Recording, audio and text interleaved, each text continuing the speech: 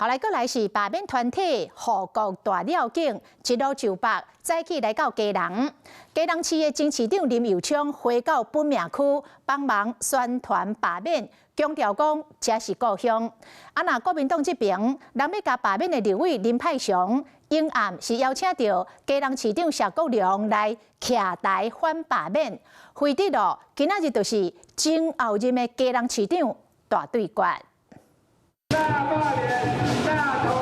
民众热情的旗啊，各种的标语写罢免是爱，大罢免大成功。民团护国了警的车队，乌多摆是甲基隆市行透透，未少过路人嘛拢比赞来支持。跟着宣传罢免的护国大绕境车队绕台湾一圈，回到北端的基隆，前市长林右昌当然不能缺席。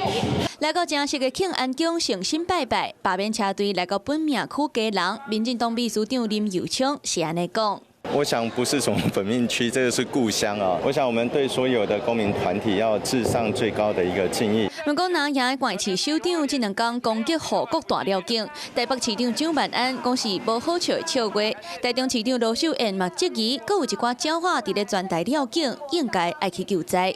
罢免是一个让已经错误的事情能够改正过来，跟政党的斗争一点关系都没有，所以也希望所有不管是蓝是白是国民党。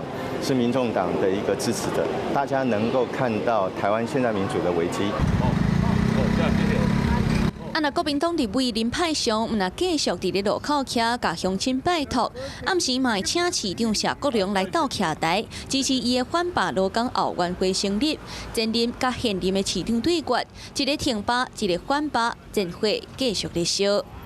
Hello， 我是陈雅玲。想要抢先掌握最及时的新闻资讯吗？赶快订阅、按赞、开启小铃铛，锁定华视新闻 YouTube 频道。